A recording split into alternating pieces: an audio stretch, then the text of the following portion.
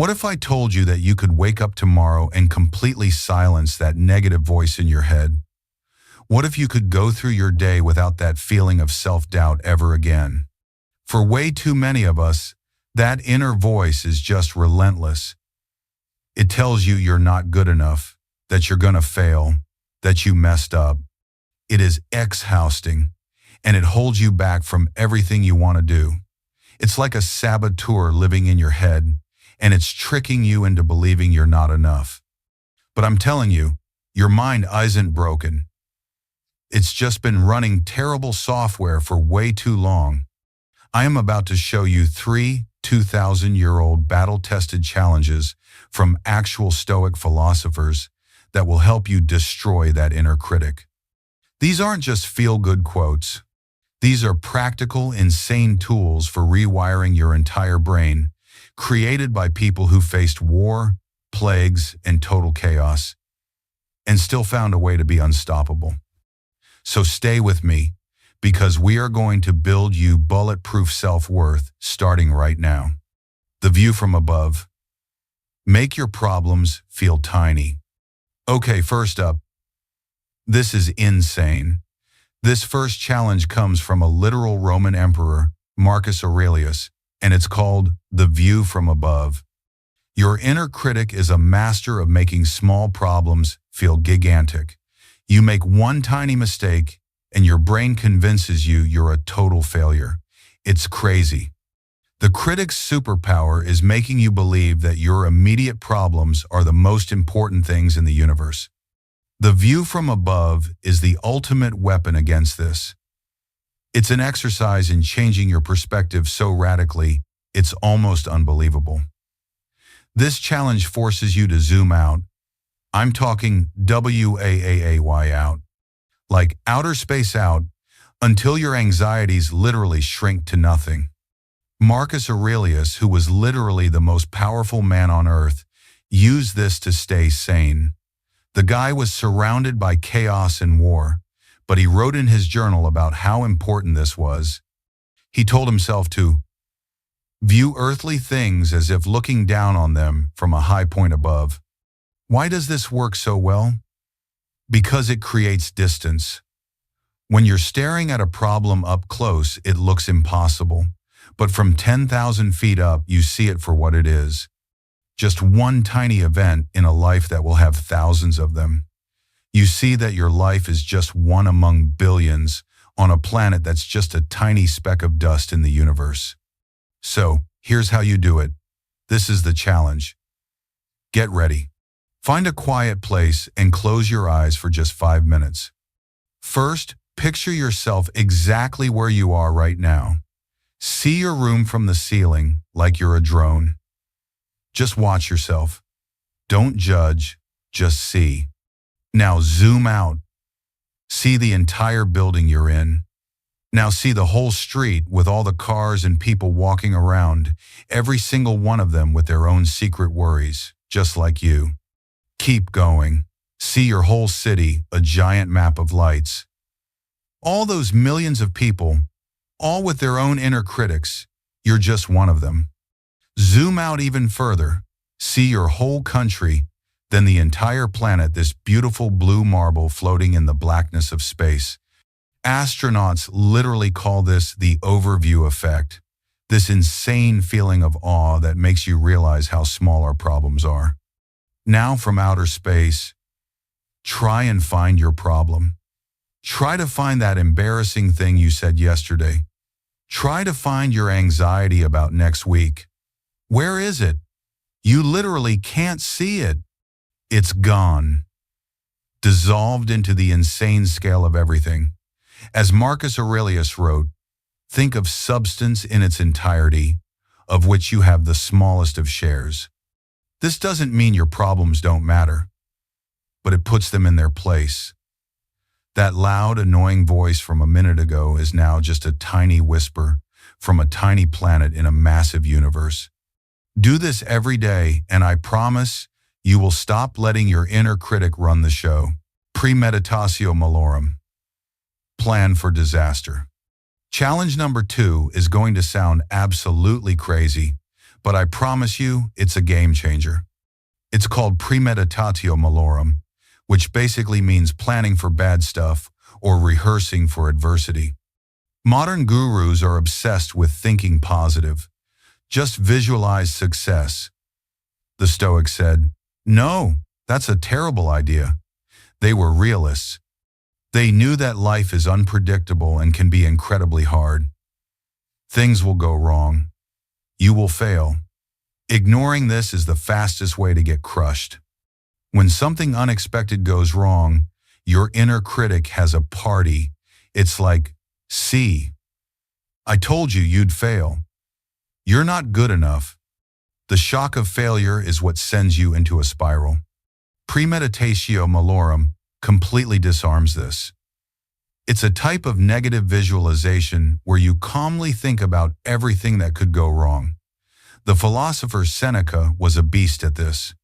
He wrote, "What is quite unlooked for is more crushing in its effect. This is a reason for ensuring that nothing ever takes us by surprise." This isn't about being negative.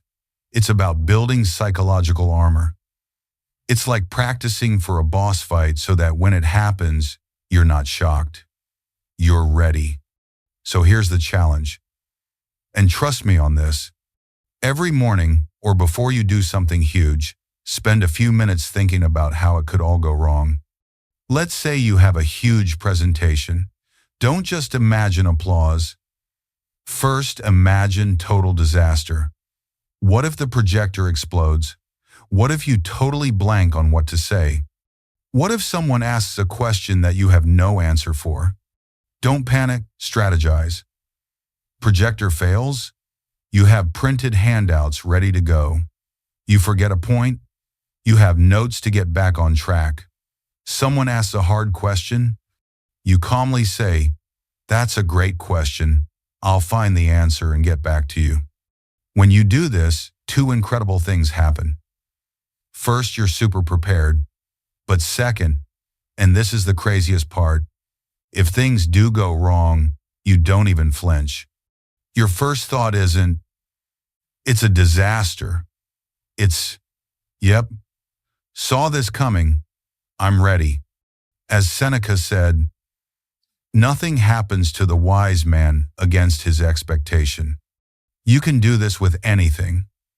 Thinking about losing your job doesn't just create anxiety, it pushes you to update your resume and build your savings. You literally steal the inner critic's main weapon. It wants to scream at you for failing, but you already planned for it. It has nothing to say. It's genius. The dichotomy of control. Reclaim your power. All right. This final challenge is the most important one. If you only remember one of these, remember this one. It's called the dichotomy of control, and it will literally change your entire life. The legendary Stoic Epictetus kicked off his handbook with this ridiculously simple idea.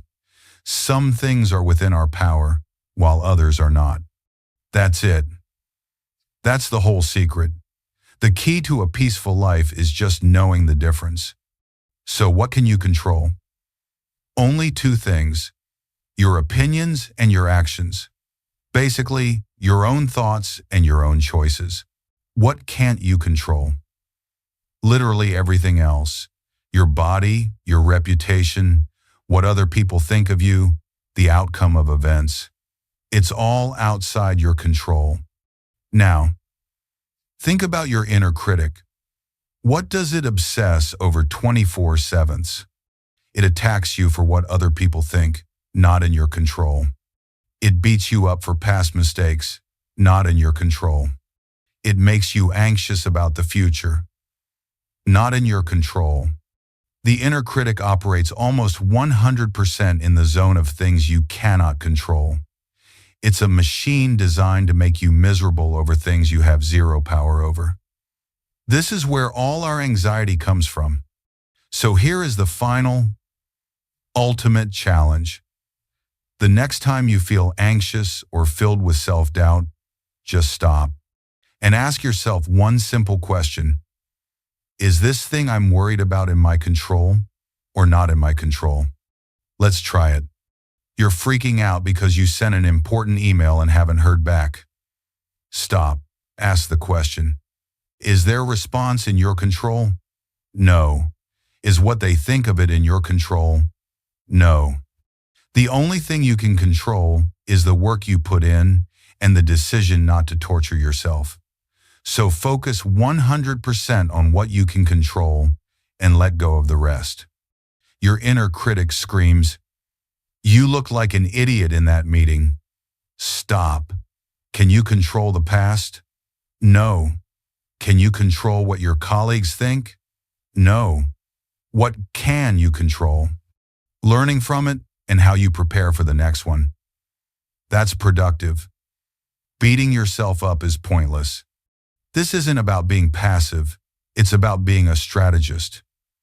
Don't waste a single drop of energy on things you can't change. It is, as the Stoics believed, just madness. Every single time you do this, you starve that inner critic of its power.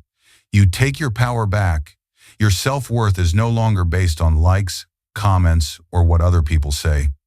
It's based on your effort and your choices. And that is 100% in your control. And there you have it. 3 insane, ancient challenges to completely destroy your inner critic. 1. The view from above. Zoom out and make your problems look tiny. 2. Premeditatio malorum. Plan for disaster so you're never surprised and always ready. And 3.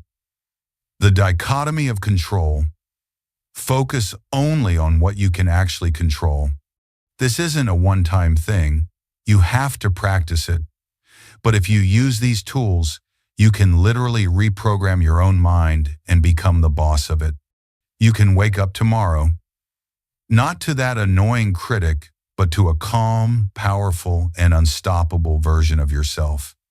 If this video helps even one person, it was worth making, so please smash that like button. And I want to know in the comments right now, which of these 3 challenges are you going to try first? 1, 2, or 3? Let me know. And finally, if you want more insane challenges that will change your life, subscribe right now and hit that notification bell so you don't miss the next video. Thanks for watching.